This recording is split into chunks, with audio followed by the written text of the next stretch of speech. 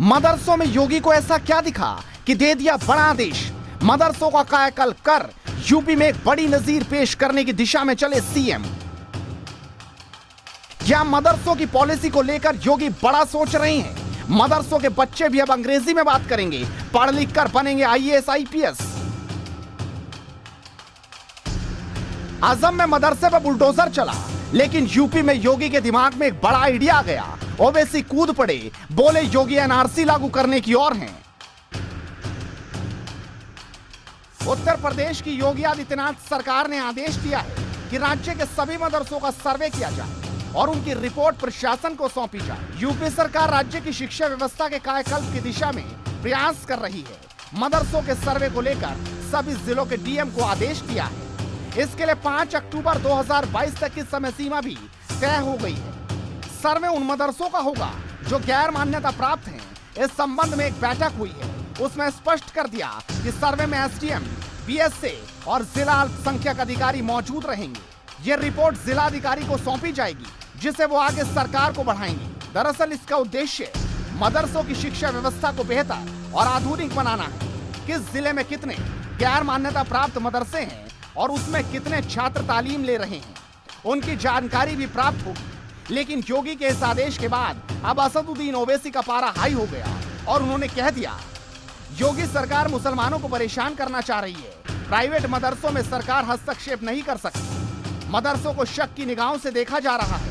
आखिर मदरसों पर सर्वे की क्या जरूरत है? मदरसों पर सर्वे एक तरह से एनआरसी है। इसमें सरकार क्यों मुदाखलत करेगी? आप सर्वे क्यों करना चाह रहे हैं? आपको इससे लेना देना क्या है? क्या आप उनकी तनख्वाह दे रहे हैं? जो मदरसा बोर्ड के तहत मदरसे हैं, उनकी तनख्वाह तो आप दे नहीं रहे हैं पिछले 4 साल से। ये मदरसे प्राइवेट मदरसे हैं, अनएडेड मदरसे हैं और आर्टिकल 30 के तहत इसको कायम किया गया है। तो स्टेट गवर्नमेंट क्यों सर्वे करा रही है? आपको लेना देना क्या है?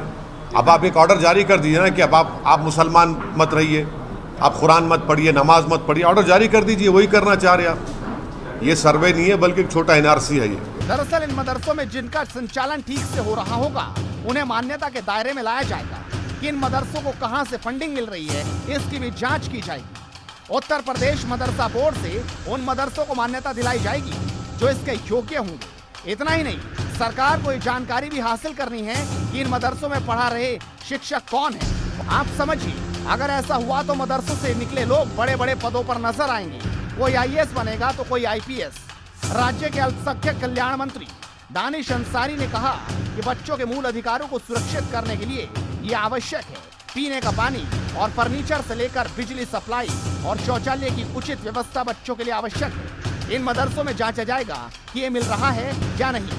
मदरसों का संचालन कौन सी संस्थाएं कर रही हैं, इस पर भी सरकार की नजर होगी। कई ऐसे मदरसे हैं जो एनजीओ द्वारा संचालित हो रहे हैं, इसलिए इन मदरसों की आय के स्रोत का पता लगाना भी जरूरी है।